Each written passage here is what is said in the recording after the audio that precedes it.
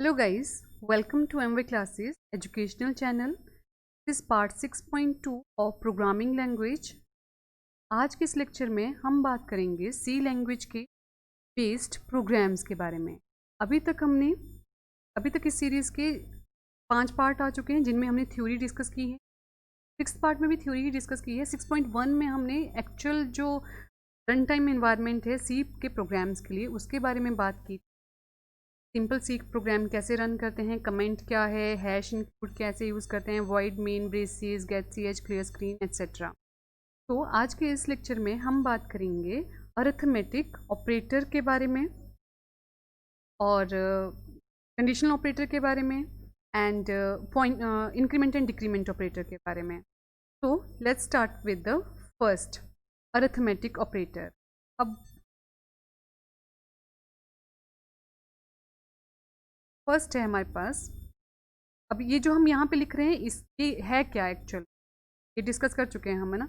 या आप कमेंट में मेरे को एक्सप्लेन करेंगे कि अगर हम डबल फॉरवर्ड स्लैश के साथ लिखते हैं या फॉरवर्ड स्लैश स्टार के साथ अगर कोई चीज़ लिखी जाती है तो उसको क्लोज कैसे करना है और वो क्या कहलाता है। तो ये है हमारे पास हेडिंग, ये हमारा प्रोग्राम क्या है। तो अरिथमेटिक ऑपरेटर के बारे में हम डिस्कस कर रहे हैं यहाँ पे। तो फर्स्ट है, इसके बाद हमारे पास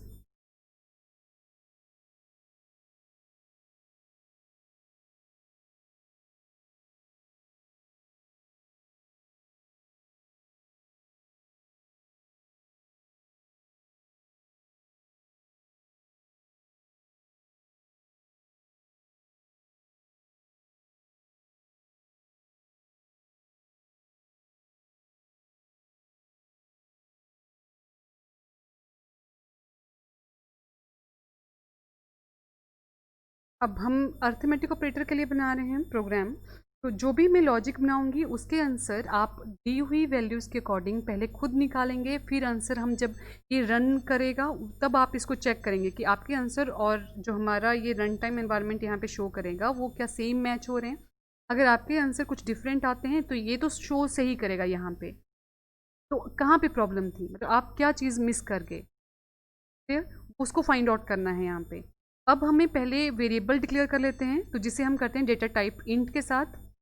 अब इंट के बारे में हर एक चीज़ जो आपको मालूम है कि इंट क्या है, इसकी साइज़ कितना है, रेंज क्या है, फॉर्मेट स्पेसिफायर क्या है, इसकी जो सब ब्रांचेज आती हैं वो कौन कौन सी हैं इंट के साथ जो हम यूज़ कर सकते हैं। तो यहाँ पे लेते हैं इंट के साथ मेरे वेरिएबल ए है और 3 वेरिएबल के साथ में जितने हमारे अरिथमेटिक ऑपरेटर हैं उन सबको डिस्कस कर सकते हैं हम। हमारे पास अरिथमेटिक ऑपरेटर हैं addition, subtraction, multiply and division and module. तो अब इनकी एलैबोरेशन देख लेते हैं।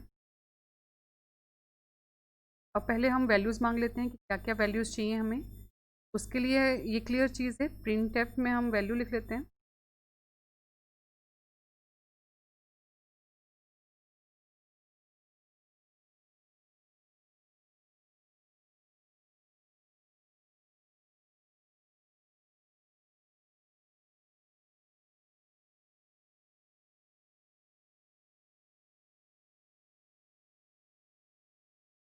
एड्रेस ऑफ ए यहाँ पे क्यों यूज़ किया,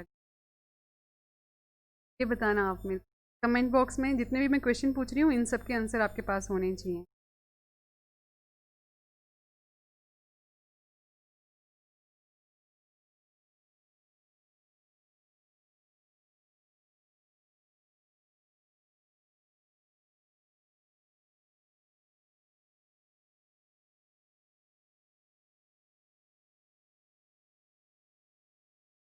अभी मैंने यहाँ पे एक शॉर्टकट यूज़ किया, आप मुझे कंफर्म करेंगे कौन सा था। और ये है नकल के लिए अकल वाली बात। तो मुझे बी के लिए भी सेम लाइनें लिखनी थी, इसलिए बस मैं यहाँ पे इसको ए को बी के साथ रिप्लेस कर दे रही हूँ। ठीक है। अब मेरा लॉजिक है यहाँ पे, फर्स्ट लॉजिक रहेगा अरिथमेट ये एडिशन की। जैसे मैंने लिख दिया एडिशन ऑपरेट यहाँ पे equal to A plus B. इन टाइप में हम इसका आंसर चेक कर लेंगे कि क्या सेम आएगा जो मेरे को चाहिए था।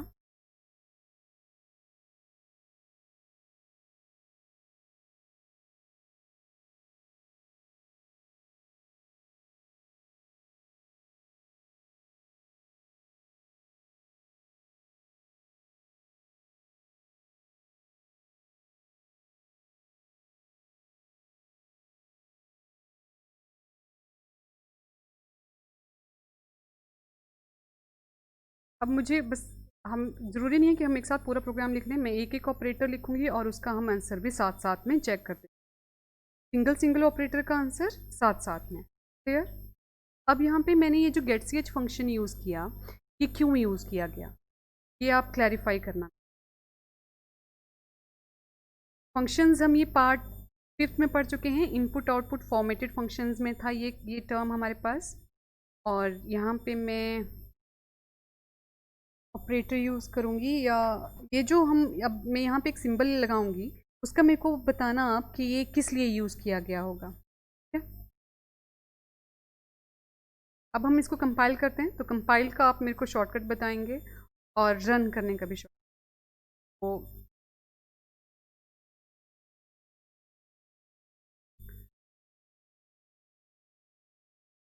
रन। अब अभी जब आपने प्रिंट की स्क्रीन देखी तो मुझे अलग से एक लाइन भी दिखाई दी वहाँ पे, उसको मैं इरेज करने के लिए यहाँ पे एक और फंक्शन यूज, ये वाला, इसकी भी फुल फॉर्म आप मेरे को साथ के साथ बताते चलेंगे और ये किस लिए यूज़ किया जाता है वो भी। फिर से हमने कंपाइल किया और रन किया। अब हमारी फर्स्ट लाइन वही आई जो हमने फर्स्ट लाइन लिखी थी, enter the value of the ए। हम सिंपल से एक एग्जांपल लेते हैं 7 एंड सेकंड ले लेते हैं यहाँ पे 8, तो 8 और 7 का आंसर 15 आना चाहिए। क्या 15 आ रहा है? एडिशन ऑफ, हमने आउटपुट की लाइन में डिस्कस कर चुके हैं पहले भी कि जिस तरह की हमें आउटपुट चाहिए हम उस तरह से उसको लिख सकते हैं। अब मैंने एंड लिखा है बीच में, तो एंड ही आएगा। अब हम यहाँ पे मतलब सिंपल, आप यहाँ पे प्लस का सिंबल भी दे सकते थे, जैसा भी आपको आउटपुट चाहिए उस तरह से आप प्रिंट एफ को मॉडिफाई कर सकते हैं। प्रिंट एफ की स्टेटमेंट जो है इसका क्या काम है? Plain, why we use print F and what is the actual working of the printf. Next operator, subtraction.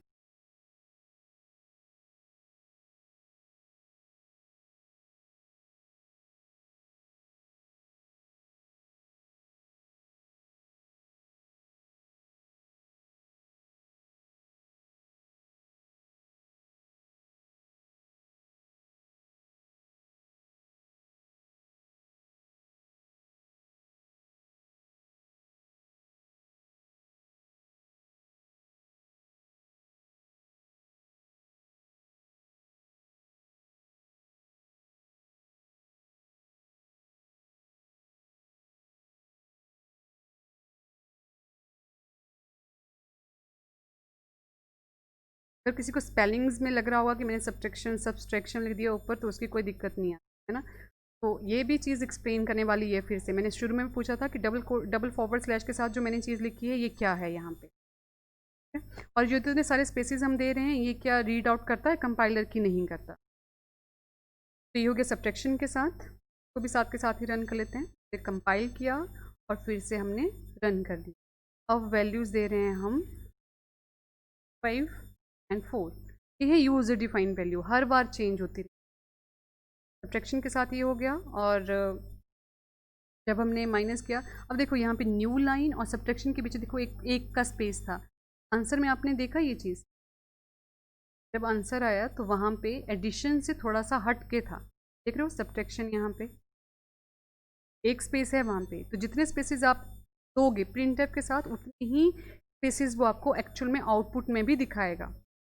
ये चीज़ें याद रखना यहाँ पे साथ के साथ। ये जब भी आपको आंसर चाहिए होते हैं तब आप इन मॉडिफिकेशंस को यूज़ कर सकते हो अपने हिसाब से।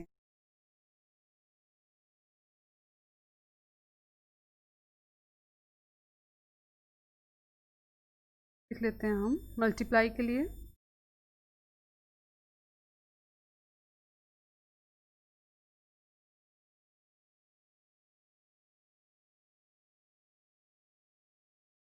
हम मल्टीप्लाई के लिए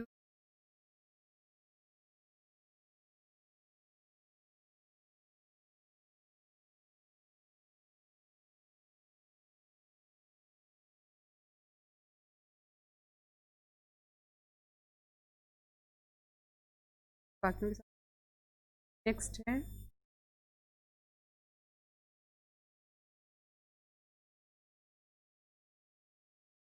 डिवाइड के लिए हम सिंबल यूज़ करते हैं 1,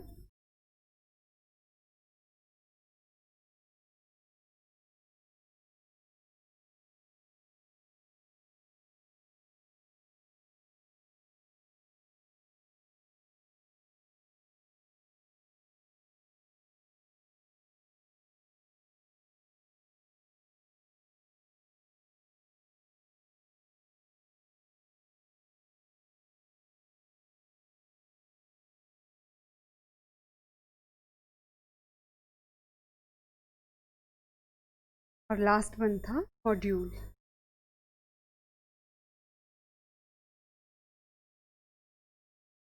या modulus.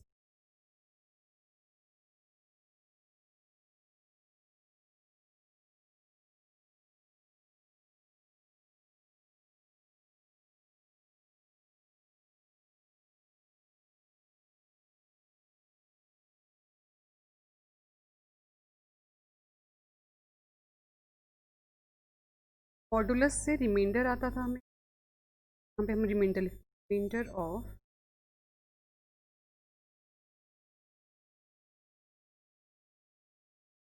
then again okay one thing which is to be remembered here कि हम सबसे पहले प्रोग्राम सेव करना था कंपाइल करने। तो सेव करते हैं। सेव करने के लिए भी शॉर्टकट की आपको अब याद हो गई होगी। अगर नहीं याद है तो प्रीवियस लेक्चर में एक बार फिर से फॉलो अप करेंगे उसको। क्या थी शॉर्टकट की टू सेव द फाइल? अरथ के साथ मैंने सेव कर दी एक्सटेंशन एज इट इज़। और अब हम ये देखो नाम चेंज हो गया यहाँ पे, arith.cpp। ये है हमारी फाइल। अब कंपाइल किया, कोई वार्निंग नहीं है, कोई एरर नहीं है, सक्सेसफुल प्रोग्राम है। अगर हम कोई भी की अब कीबोर्ड से टाइप करेंगे तो ये हमें नेक्स्ट मतलब रन करने के लिए बोल देगा, रन कर लो। अब रन हो गया ये। अब फिर से सिंपलेस्ट एग्जांपल 5 और 4 की वैल्यूज़ हम प्रोवाइड करवा रहे हैं। क्या क्या आंसर आना चाहिए थी? एडिशन 9 है, क्लियर है। सब्ट्रैक्शन में 1 आना, मल्टीप्लिकेशन में 20, clear. Result of division after dividing 5 by 4 1। Reminder जो आना चाहिए था वो आना चाहिए था 1। अब स्पेलिंग्स में फिर से मैंने कहा स्पेलिंग्स में नहीं जाना, यहाँ पे रिमाइंडर लिख लेते हैं। उसके बाद है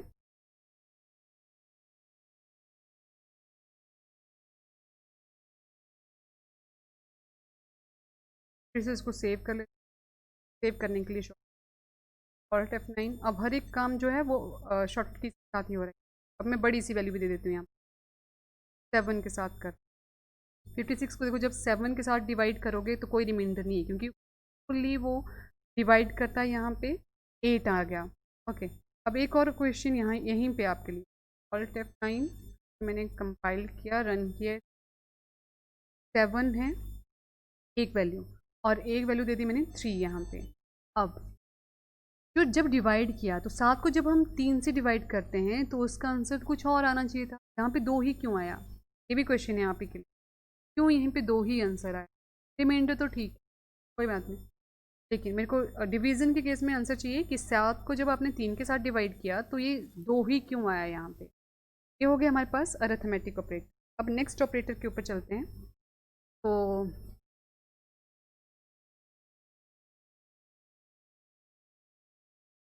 न्यू, फिर से हमने इस एरो के ऊपर क्लिक किया और अब हम ऑपरेटर करते हैं इंक्रीमेंट एंड डिक्रीमेंट ऑपरेटर।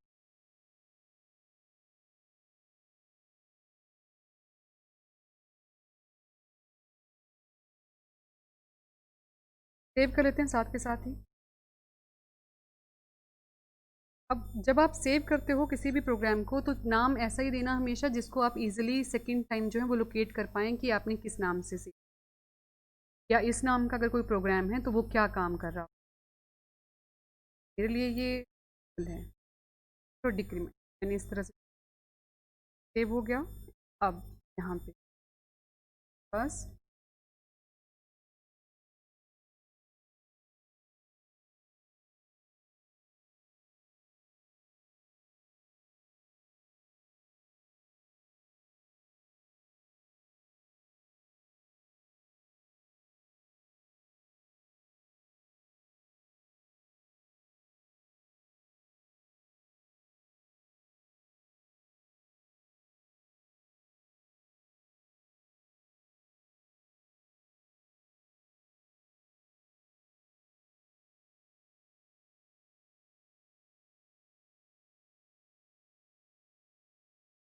अब अगर कभी आपको लगे कि बहुत बड़ा प्रोग्राम कोई बन रहा है या उसमें बहुत सारी एरर्स आ रही हैं तो बस इतना सा प्रोग्राम लिखो और उसी को रन कर लो।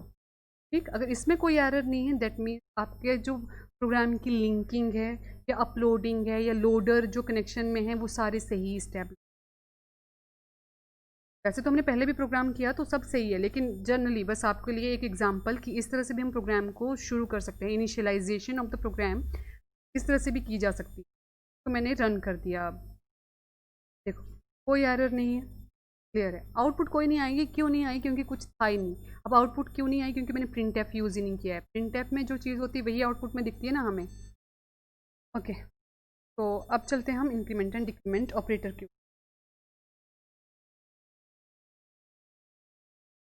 जो हमने अर्थमेटिक ऑपरेटर किए उनके बारे में भी एक कुछ बातें जो मैं साथ के साथ आपको एक्सप्लेन करते चलती हूँ। वैसे हमने ऑपरेटर वाला जो चैप्टर था उसमें वो की हैं। ये जो अर्थमेटिक ऑपरेटर हैं हमारे, ये हैं plus minus addition subtraction, division, multiply and modulus. तो अर्थमेटिक ऑपरेटर जो है ये बाइनरी ऑपरेटर होते हैं, क्योंकि दो ऑपरेटर के बीच में हमने उनको यूज़ किया। दो ऑपरेटर के बीच में यूज़ किया, इसलिए ये हमारे बाइनरी, मतलब बाई का मतलब ही दो ही होता है, तो दो ऑपरेटर के दो ऑपरेंड्स के बीच में हमने इस ऑपरेटर को यूज़ करते हैं, तो ये हो गए बाइनरी ऑपरेटर्स।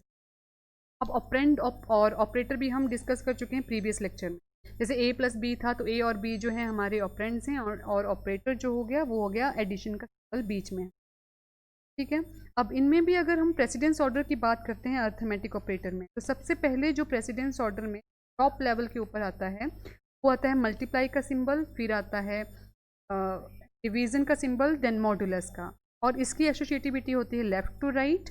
उसके बाद आते हैं एडिशन और सब्ट्रैक्शन, एसोसिएटिविटी उनकी भी लेफ़्ट टू राइट है। तो टॉप प्रायोरिटी किसकी हुई अर्थमेटिक ऑपरेटर में बात करें तो टॉप प्रायोरिटी में आ गया मल्टीप्लाई का symbol with in the arithmetic operator. ठीक, और लेस सबसे कम ऑर्डर है डिवीज़न वाले का। अब है हमारे पास इंक्रीमेंट एंड डिक्रीमेंट ऑपरेटर। इनकी जो एसोसिएटिविटी है ये होती है राइट टू लेफ्ट। ठीक है, और ये सिंगल ऑपरेटर के ऊपर ही काम, ऑपरेंड के ऊपर ही काम कर लेते हैं, तो इनको हम यूनरी ऑपरेटर भी बोलते हैं। दैट मीन्स सिंगल ऑपरेंड के ऊपर, या सिंगल किसी एक ऑपरेंड के ऊपर जिसको भी हम अप्लाई कर सकते हैं, वो आ गए यूनरी। एक यूनरी का मतलब एक ही होता है, बाई का मतलब दो है, वैसे यूनरी का मतलब एक है यहाँ। तो एग्जाम्पल लेते हैं यहाँ पे कि पहले ही हम वैल्यूज़ दे देंगे साथ के साथ ही। यहाँ इंट है, वेरिएबल मैंने डिफाइन कर दिया फिर, और वैल्यूज़ असाइन करते हैं। देखो अब किस तरह से वैल्यू असाइन कर रहे हैं यहाँ, ए इज इक्वल टू 1। अब हम ये ऑपरेटर पहले पढ़ चुके हैं, ऑपरेटर का नाम होता है असाइनमेंट ऑपरेटर। अब असाइनमेंट ऑपरेटर क्या करता है, जो भी राइट साइड को वैल्यू दी है उसको लेफ्ट साइड वाले जो भी वेरिएबल है, चाहे नंबर है चाहे कुछ भी, उसको असाइन कर देता है। तो सी को क्या वैल्यू असाइन किया, 1। अब सी की वैल्यू क्या है, 1 है। 1 वैल्यू जो है वो बी को असाइन हो गई, लेफ्ट वाले को राइट की वैल्यू असाइन। अब ए जो है वो लेफ्ट में है और बी राइट में है, तो बी की वैल्यू क्या है, 1 है। ए की वैल्यू भी 1 हो गई। अब हमें अगर ये चेक करना है, यहाँ पे डाउट नहीं रखना, मैं चेक कर लेते हैं यहीं पे साथ। If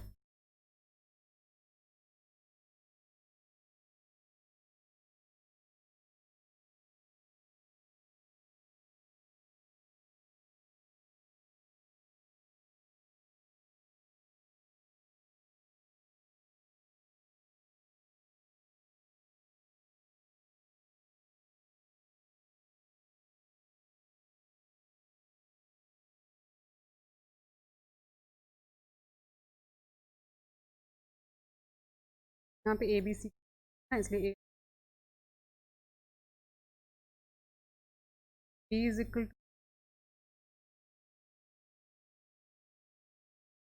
two percentage, double quote close हो गए, एंड देन ए बी और सी रिस्पेक्टिव ऑर्डर में मैंने वैल्यूज असाइन की। सेव कर लेते हैं, कंपाइल करते हैं, सक्सेसफुल है, कोई वार्निंग नहीं, कोई एरर नहीं। रन करते हैं, क्लियर है। देखो ए बी सी तीनों की वैल्यू 1 1 असाइन हो गई है। अब हमें ऑपरेटर चलाने हैं साथ के साथ। तो फर्स्ट में हम ले लेते हैं यहाँ पे कि ए में वैल्यूज असाइन करेंगे,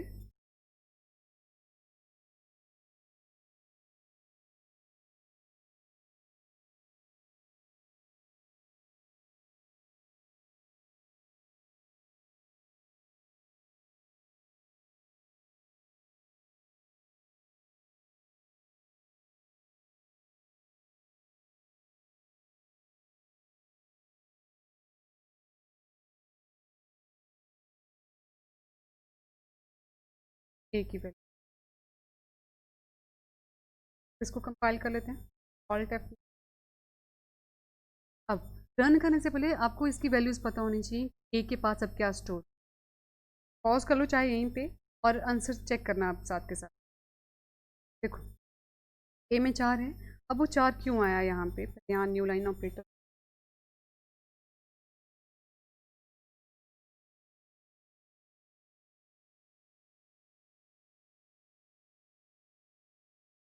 तो 4 क्यों आया, क्योंकि बी और सी की वैल्यू एक एक की है प्री इंक्रीमेंट। पहले ये वैल्यू इंक्रीज हुई, फिर बी को वैल्यू असाइन हुई।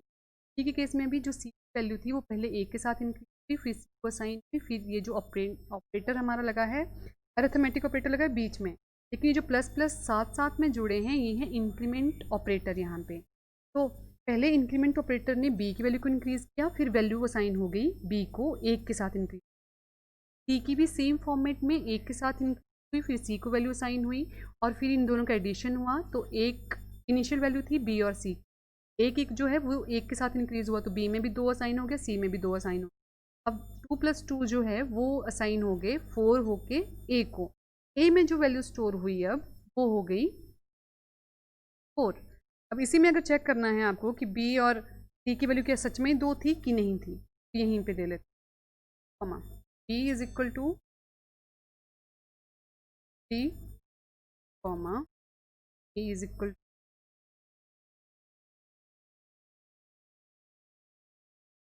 अब मेरे को रिस्पेक्टिव ऑर्डर में ये वैल्यूज भी असाइन कर,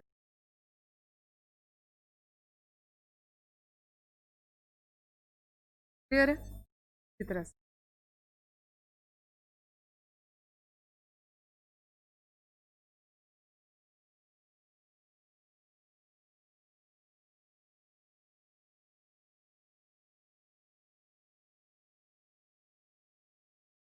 अब यहाँ पे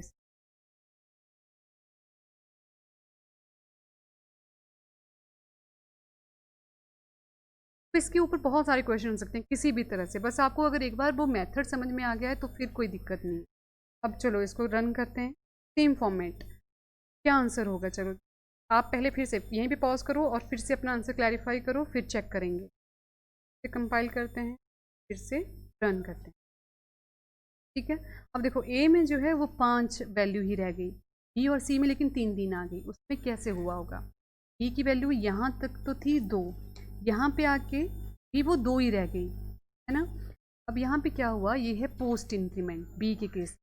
पहले जो वैल्यू थी वो एज इट इज़ असाइन हुई, उसी के साथ ये जो ऑपरेटर था मतलब चला यहाँ पे अरिथमेटिक ऑपरेटर।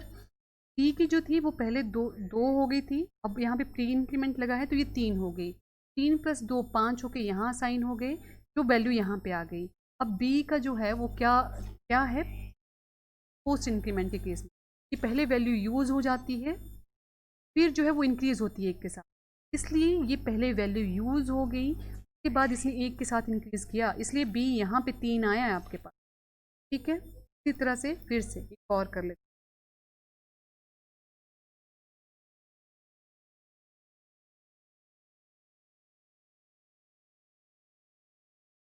हैं, एज इट इज।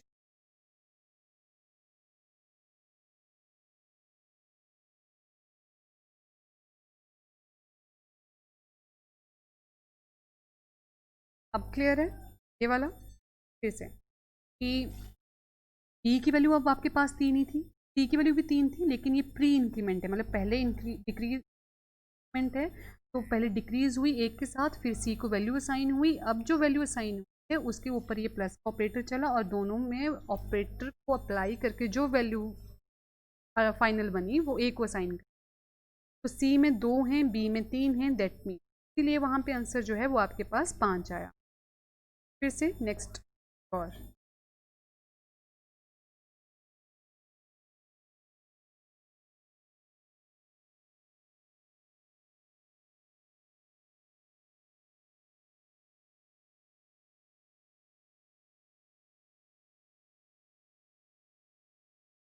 देख रहे हो, अब ये 4 आया, वो क्यों, देखो पिछली जस्ट पिछली देखो इसकी लाइन है, वहाँ पे सी की वैल्यू 2 थी, अब हमने जो है वो पोस्ट डिक्रीमेंट किया है वहाँ, तो पहले वैल्यू यूज़ हो गई है, उसके बाद जो वैल्यू आई है वो असाइन हुई पहले वैल्यू यूज़ हुई, ऑपरेटर के साथ अप्लाई हुई, फिर वो साइन हो गई ए के लिए और फिर उसमें डिक्रीमेंट हुआ। देखो यहाँ पे सी की वैल्यू ऊपर 2 थी, तो यहाँ as it is 2 apply use हो गई। यहाँ बी की 3 थी, यहाँ पे ऊपर वाली में, यहाँ पे पहले डिक्रीज हुई, दैट मीन्स 2 हो गई, तो 2 + 2 4 हो गए, 4 असाइन हो गए ए को। उसके बाद ये जो पोस्ट डिक्रीमेंट था, इसने सी की वैल्यू को 1 के साथ डिक्रीज किया और यहाँ पे सी की वैल्यू को साइन कर दिया, सी में अब क्या स्टोर।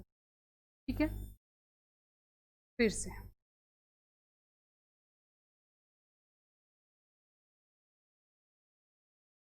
यही ऑपरेटर फिर से लगा, फिर से check, alt F and here is the answer 5। अब 1 था, 1 का 2 बना, 2 का 3 बना, दोनों की एडिशन हुई और अप्लाई हो गई, क्योंकि प्री इंक्रीमेंट लगे हुए थे। ये हो गया हमारे पास इंक्रीमेंट एंड डिक्रीमेंट ऑपरेटर। ठीक है,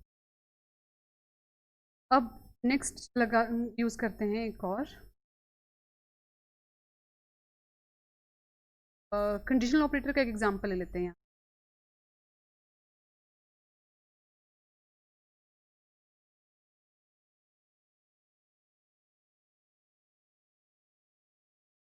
पूरा प्रोग्राम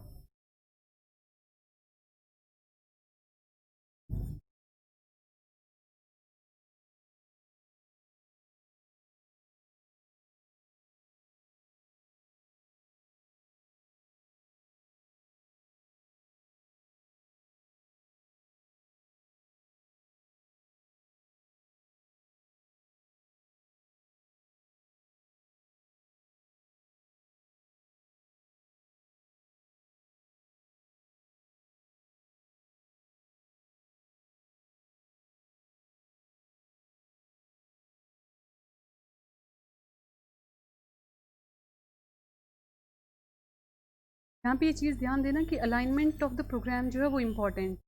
जिस तरह से आप प्रोग्राम लिखना शुरू करेंगे उसी तरह से वो क्लोज होगा। स्टार्टिंग की ब्रैकेट होती है ये वाली कर्ली ब्रेसेस, वो हमेशा मैच करवा।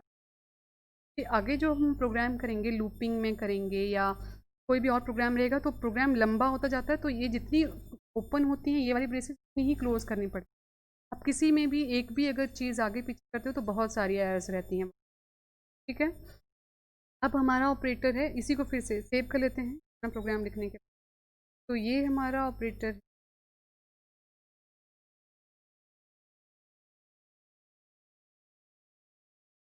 Conditional operator. इसको अब यहाँ पे मुझे अब कंडीशनल ऑपरेटर जो था वो क्या काम करता था, वो पहले उसका एक्सप्रेशन रहता था कि पहले एक वेरिएबल रहेगा, उसमें क्या साइन होगा, जो एक्सप्रेशन 1 है वो अपने आप को वैल्यूएट करेगा, अगर वो ट्रू होगा तो एक्सप्रेशन 2 सेव होगा या तो एक्सप्रेशन 3 सेव होगा। फिर से ऑपरेटर वाला पार्ट आप इसकी थ्योरेटिकल पार्ट के लिए देख लेंगे, तो मैं इसको जस्ट यूज़ करके दिखाती हूँ आपको कि ये कैसे काम। तो हम यहाँ पे 3 वेरिएबल ले लेते हैं या 2 लेते हैं, इन ए है, बी और सी है। ठीक है, तो सी में वैल्यू साइन हो जाएगी हमारे पास।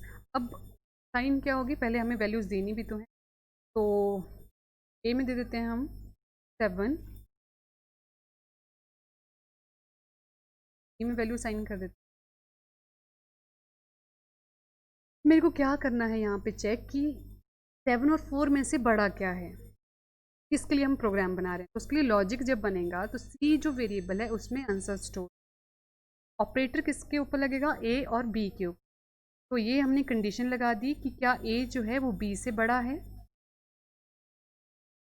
अगर ये कंडीशन ट्रू है ए आंसर आएगा, अगर ये कंडीशन फॉल्स है तो बी वाला आंसर को, और यहाँ पे क्लोज हो गया। अब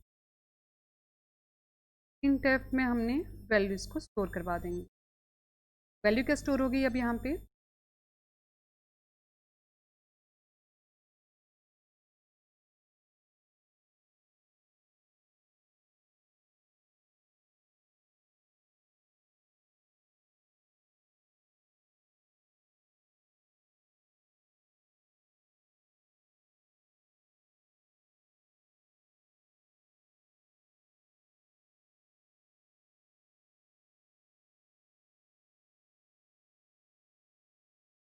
ये बन गया हमारा लॉजिक।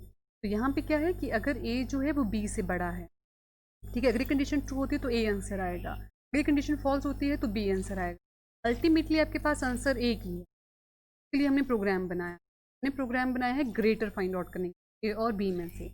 अब इसको हमने सेव कर लिया है, फिर से एक बार सेव करते हैं क्योंकि वेरिफिकेशन की हमने प्रोग्राम में। अब इसको पहले हम कंपाइल करते हैं। अब एक एरर है, क्या एरर है? स्टेटमेंट में ये मिसिंग। फिर से देखो, बी में ये मिसिंग था लेकिन सी में शो करना शुरू किया। Okay, file and answer is 7। Clear है? ओके, अब यही काम हम 3 ऑपरेटर के लिए भी कर सकते हैं कि एक और ऑपरेटर यहाँ पे कर दिया, c इज इक्वल टू 9 दे दिया।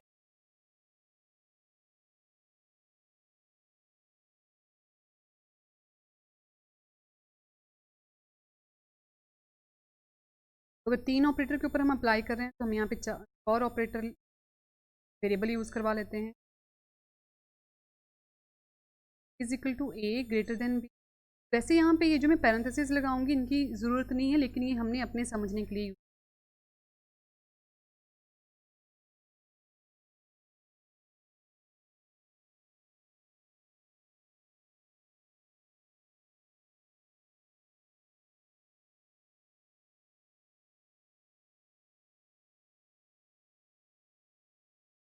एक बार इसका लॉजिक लिख लेते हैं, फिर इसको एक्सप्लेन करती हूँ।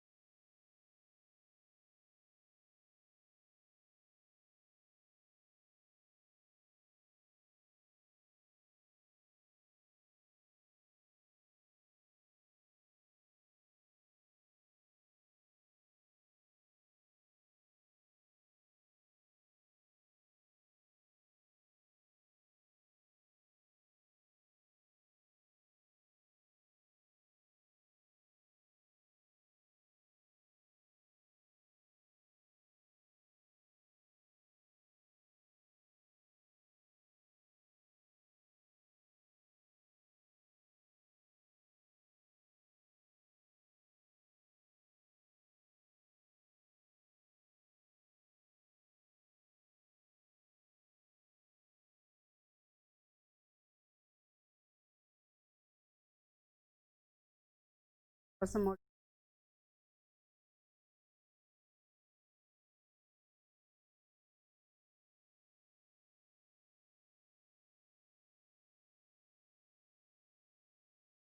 पहले यहाँ पे मैं इसका लॉजिक समझा देती हूँ। फिर यहाँ पे क्या है कि हमने 3 वेरिएबल में वैल्यू साइन कर दी 7, 4 और 9। फिर से ग्रेटर फाइंड आउट करना है 3 में से, कंडीशनल ऑपरेटर के थ्रू कर रहे हैं हम। तो पहला लॉजिक है मेरा कि क्या ए जो है वो बी से बड़ा है। अब हमें तीनों में कंपेयर करना है ना, जो 3 में से हमें वैल्यू निकालनी है। पहले एज मतलब 7 जो है वो 4 के साथ कंपेयर होंगे, फिर 7 9 के साथ भी कंपेयर होंगे। अगर ये अल्टीमेटली बड़े हैं तो ये आंसर आएगा, अगर कोई और बड़ा है तो उसका आंसर आएगा। ठीक है, तो जो भी हमारा कभी भी लॉजिक रहता है किसी भी प्रोग्राम के लिए, उसके लिए थोड़ी सी एक्सप्लेनेशन यहाँ कि वो होता है यूनिफॉर्म। वो ऐसा नहीं है कि मैंने ये 7 4 9 के लिए बनाया है, ये हम कोई भी वैल्यू असाइन करेंगे ये सब के लिए चले। लॉजिक जब भी हम प्रोग्राम के लिए बनाते हैं वो यूनिफॉर्म होता है सब के लिए, यूनिवर्सल। जब ऐसा नहीं है कि हमें जो पहले असाइन की उन्हीं के लिए है, आप अगर रेगुलरली उन वैल्यूज़ को चेंज भी करते रहेंगे तब भी वो वही चीज़ बड़ी आएगी। जैसे हम बी की वैल्यू यहाँ पे 14 दे देते हैं तो बी बड़ा है ना, अब सी थोड़ी बड़ा आएगा। तो जो अल्टीमेटली ग्रेटर है इन तीनों में से वही आंसर आना चाहिए। उसके लिए देखो लॉजिक है यहाँ पे कि पहले हमने चेक किया कि क्या ए जो है वो बी से बड़ा है। ठीक है, अगर ये कंडीशन ट्रू होती है तो ए अपने आप को सी के साथ भी कंपेयर करवाएगा।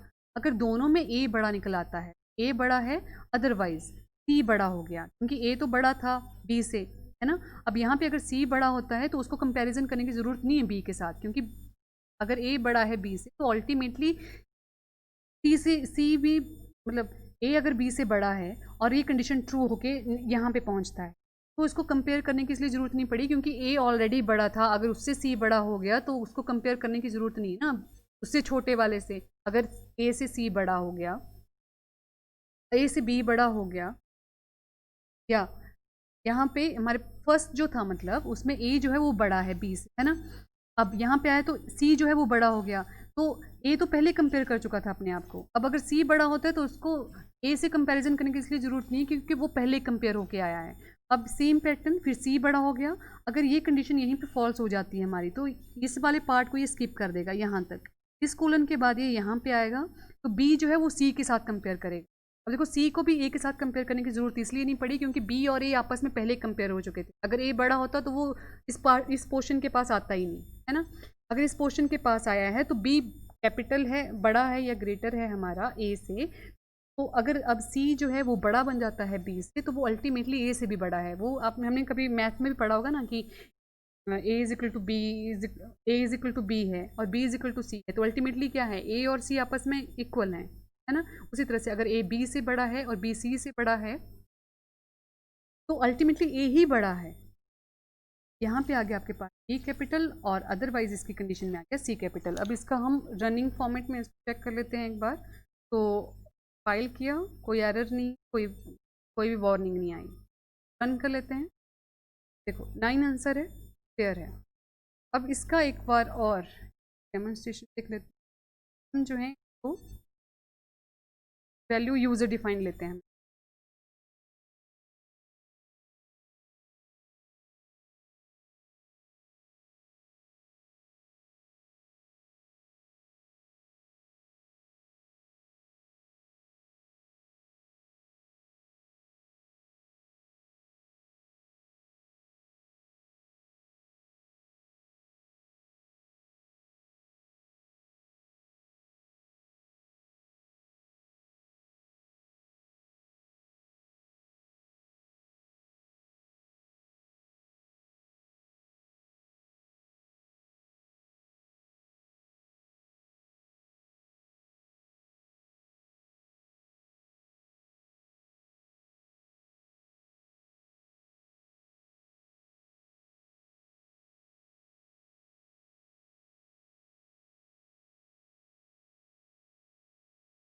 ठीक है, अब हम रन टाइम एनवायरनमेंट में इनकी वैल्यूज़ चेंज करेंगे। तो मैं वैल्यूज़ जनरली यहाँ पे अप्लाई करूँगी फर्स्ट टाइम पे ए बी और सी के लिए।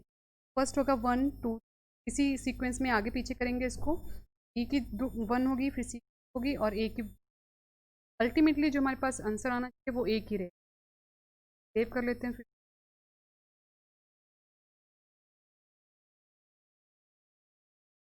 वैल्यू आ जाती है 1।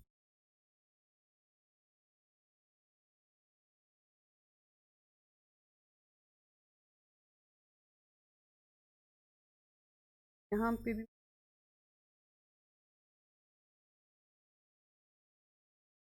कोई ना, जो हमारे पास अल्टीमेट आंसर है वो सेम रहना चाहिए। ही कैपिटल आया यहाँ पे,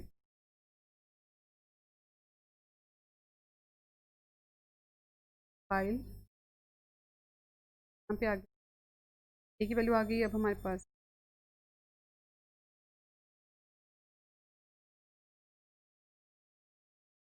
वन, फिर से 3 ही बड़े हैं।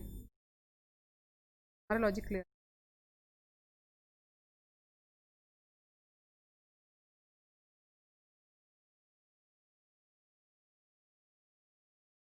इज ग्रेटर अबव ऑल, तो